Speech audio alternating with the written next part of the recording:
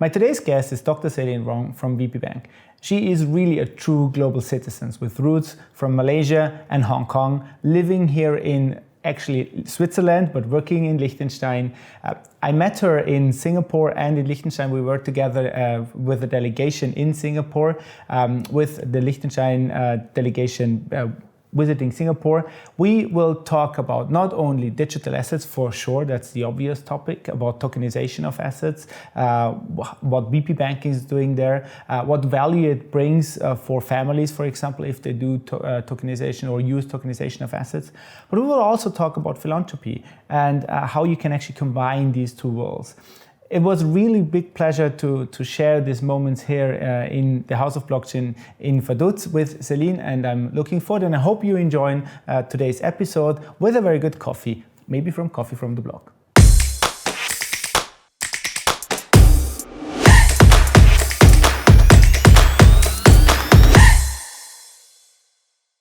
Welcome to Coffee from the Block from the House of Blockchain in Liechtenstein. My today's guest is Dr. Céline Wong. She is Head of Philanthropy and Impact at VP Bank and newly joined the Digital Assets team. Welcome to Coffee from the Block, Céline. It's a pleasure to have you here. Thank you to have me here. I'm very excited to be sharing my little pieces of wisdom in blockchain. Actually, we talked for the first time when I was in Singapore, and you came up with the idea to lead a delegation to the Singapore FinTech Festival. You now work in Liechtenstein. You're obviously not directly from Liechtenstein, I think. You also tell that everybody that you're obviously not like Liechtenstein inhabitant, so to say. Tell us a little bit more about yourself. Where are you from? What did bring you to Liechtenstein? Absolutely. Well, I always call myself I'm a bit of a chameleon. I mean, obviously I'm Asian. That brings me to my roots from Malaysia and Hong Kong. So my father's from Hong Kong, my mother's Malaysian, and I was born in Germany. As a matter of fact, they actually met in Germany. So having grown up between London, Germany, and Switzerland in my upbringing, I'm kind of multicultural in my personality. Or as one always would call it, Céline, you are a combination of being a German project manager, data-driven person, but mingled with the politeness of an Asian. So one would also ask, why did you not go into the diplomatic services?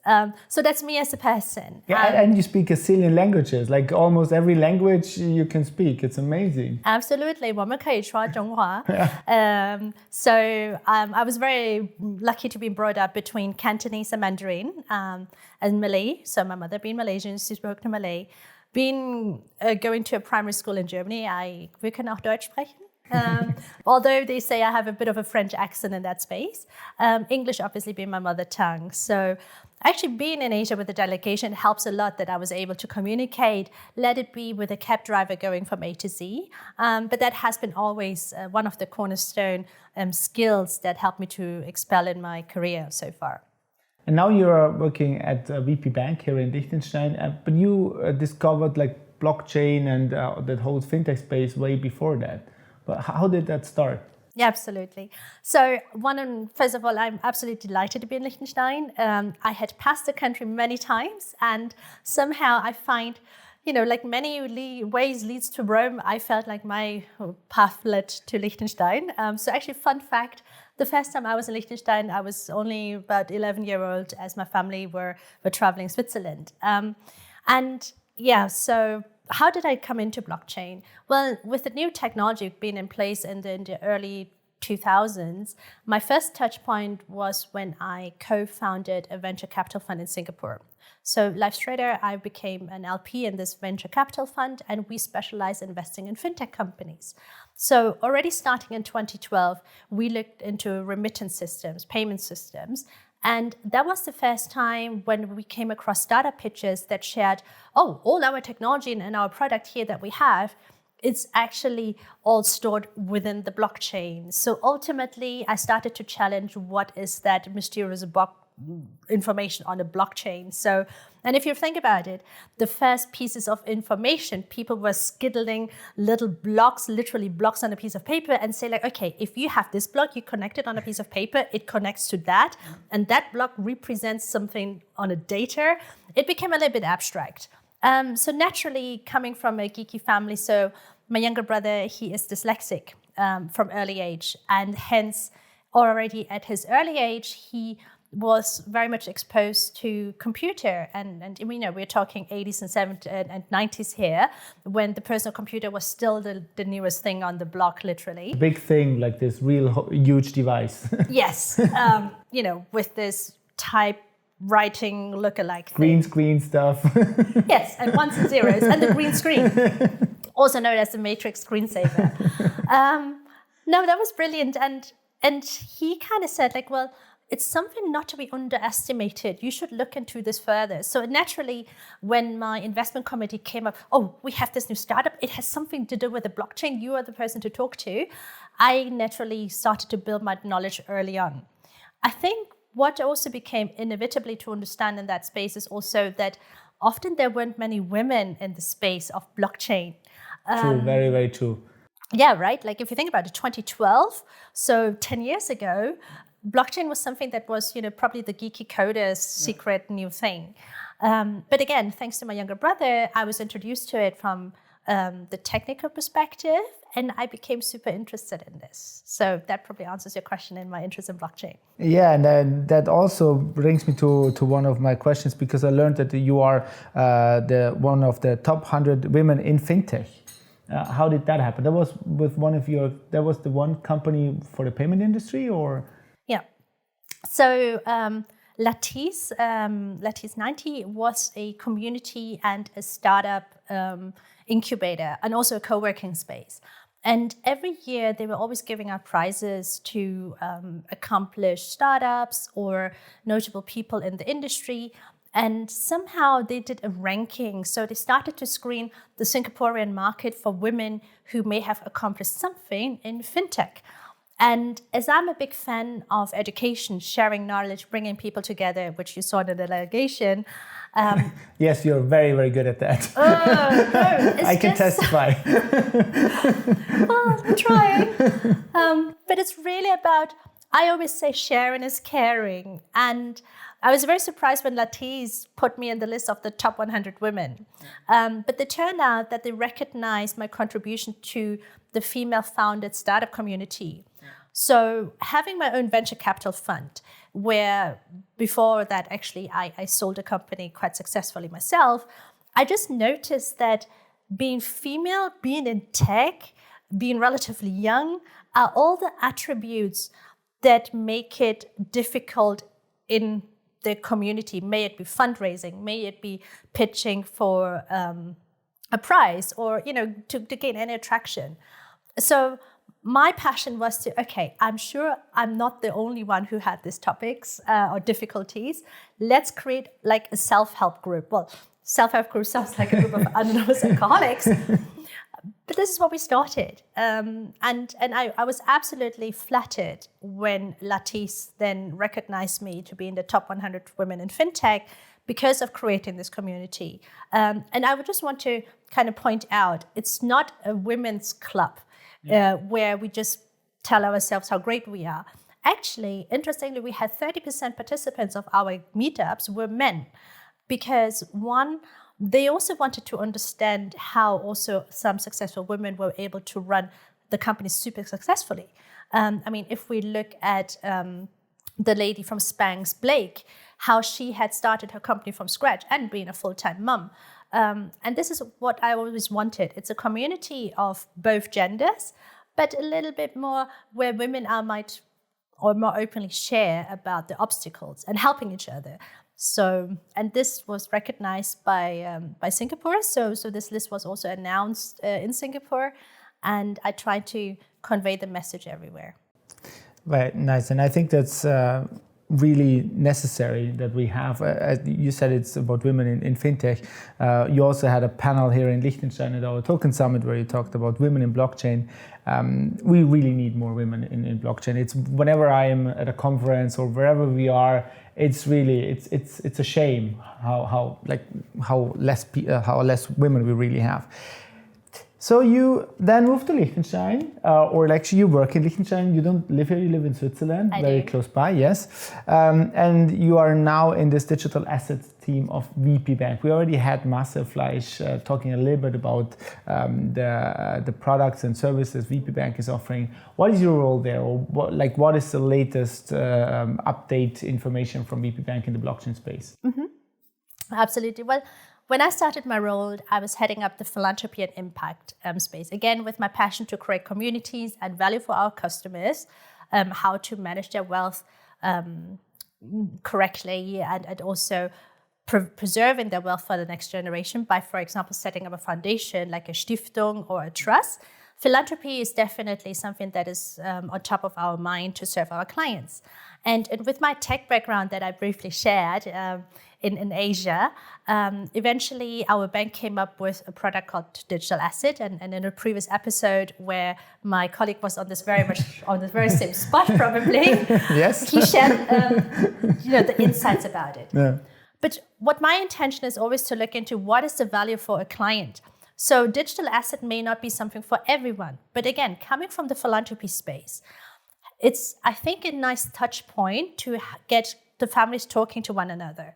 Because if a couple has, let's say, 3 kids and they have, let's say, cash, some paintings, and maybe a collectible like a classic cars, often when it comes to inheritance questions, this could be also quite a friction point. Because, of course, it would be a nice way of telling your son, you're my favorite son, hence you get the most expensive painting.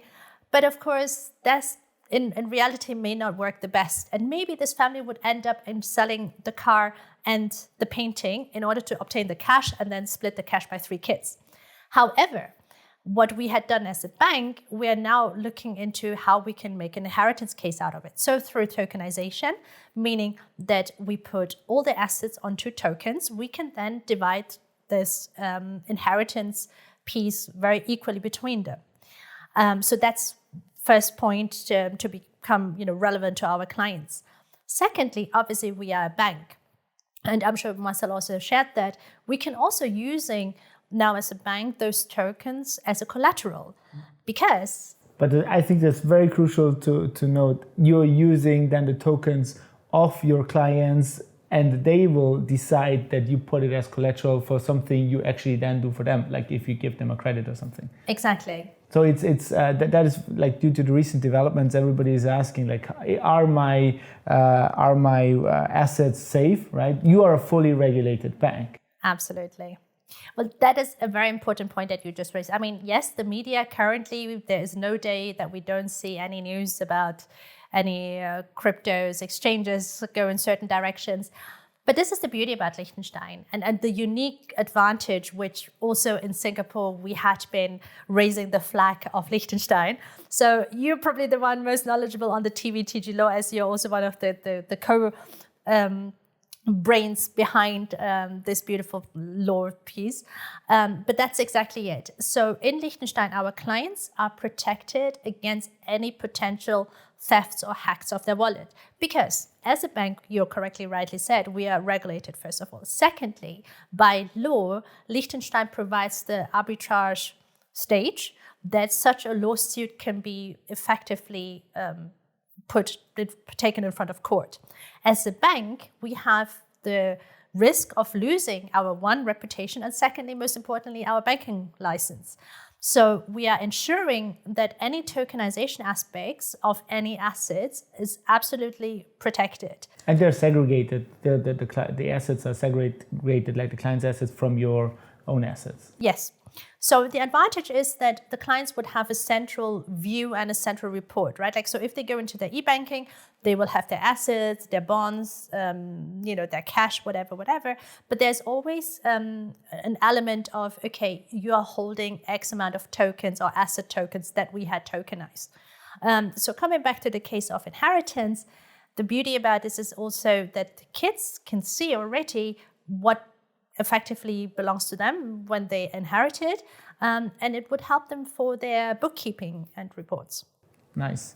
I think that there are a lot of, this technology can bring a lot more transparency to asset management, actually. And you talked about the portfolio overview. I mean, there are ideas where you can easily, if you book these tokens, everybody can actually check if this is really true, if they are still assigned to the same address, right? If they're still in the same wallet.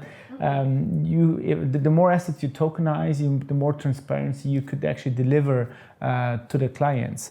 Not everybody likes these transparencies. Not everybody is a fan of that. But I think that is a very interesting idea how you can use that technology to provide more transparency. Yeah, and adding to that, also, if we stick with an example of a family with 3 kids, in today's world, now with people living abroad, maybe having a spouse from another country, so that also helps families with multiple nationalities to have one single view on access onto their assets, right? And also now we also see the last couple of months, or actually in the course of this year, due to lots of geopolitical circumstances, may it be because of the war, may it be in Asia, Liechtenstein will become more and more of an attractive marketplace to have offshore account settings. So again, considering that I can also book my tokens there, it is definitely a big advantage. Also promoting Liechtenstein.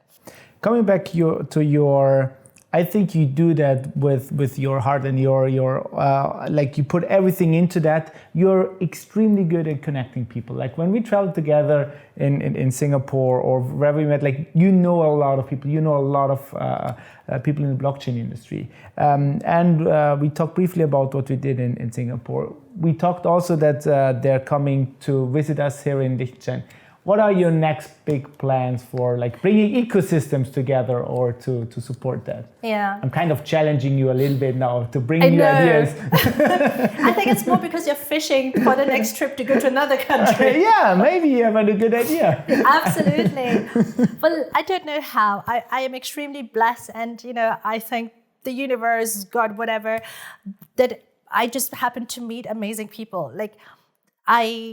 And I think it's maybe energy attracts energy, right? Like when you have a mutual positive goal, like, you want to move everything to a better future. I'm a new mom. I have a 1-year-old. And I'm always constantly thinking about, how can we leave this planet so he actually has a planet to live in without wars and that it's safe. So my energy is definitely that we have to share our knowledge. And I think where we live, especially in this part of the world, we are privileged to have access to education. Bottom line, like, of course, one studies, one, can have access to executive programs, but we must not forget that we are just, this kind of 30% of population that have the access to it. So when it comes to, and this is why philanthropy is close to my heart, there are so many less developed countries that need infrastructure, that need payment, that need remittance, that with our knowledge that we have, we should also lift other countries up. And this delegation to Singapore is probably just a small snippet in what we can achieve together. Again, 2 small countries, both are financial marketplaces, but how can we together raise the profiles of these countries together? And again, when I shared this with the ministries, also in Singapore and here, and now that the MAS said, yes, we actually want to come to Liechtenstein, I just thought it's a testimony that both countries want to bring their nations forward. We both also face problems like having access to talent. Here we already see Liechtenstein is a beautiful country. But how do we get the talent? And as a lawyer, you probably face that too. I faced it since I founded that law firm, actually. Absolutely. And so we have to see how we can promote, hey, actually, look at Liechtenstein. They have a partnership. I'm trying, I know you're trying to avoid this question, but I think we have to go back to Asia next year, for sure, for Singapore Fintech Festival. Yes. Well, that's for better food. For sure, also for the food and for all of these very valuable and interesting discussions we had. I also think it might be a good option to see some other countries in Southeast Asia. Mm-hmm. And I'm looking forward that you join us for our trips. I really hope that we will have this next year. this is exactly the reason why we also have, or why we have this coffee from the block, because we want to learn from people, we want to understand them, where they're coming from, to share their story, and to have a dialogue, right? To learn from each other. And we're running out of time, but I want to thank you very much that you were here. My final question to all of my guests is, what is your favorite coffee? It doesn't matter, like you can say espresso or cappuccino, but it can be a brew method, or like I love cold drip in summer times. So what is your favorite brew mechanism, or coffee, or bean, or what is your take on coffee? Oh, okay, that's a big one. It really depends on the season. But how my husband and I start the day is actually, how to call this, like a drip. Not the cold drip, the one with the hot. So we have filter. Yeah, the filter drip coffee. Classic filter, nice. Yeah, because people underestimate filter coffee. Filter coffee is amazing and it has so much taste. You grind it a little bit coarser, but it's amazing. Yeah. But it's also meditative. So we have this little kettle with a long swan neck, kind of. Yeah. So in the morning when you wake up, it's almost like a meditation to, And coffee beans wise, we always buy coffee when we travel. That is probably, so I can't pin out which roast, but it's always the flashback to the holiday we went to. Very, very true. We do the same. Like when I travel with my wife, wherever we are, a good coffee shop, we buy coffee. My favorite coffee here is yours, of course, in Liechtenstein. Thank you very much. We try our best to make a coffee, but thank you very much. Thank you very much for your time, Céline. It was a big pleasure to have you here. Looking forward to see you soon in Liechtenstein, but anywhere else where you are. And thanks. Thank you for having me.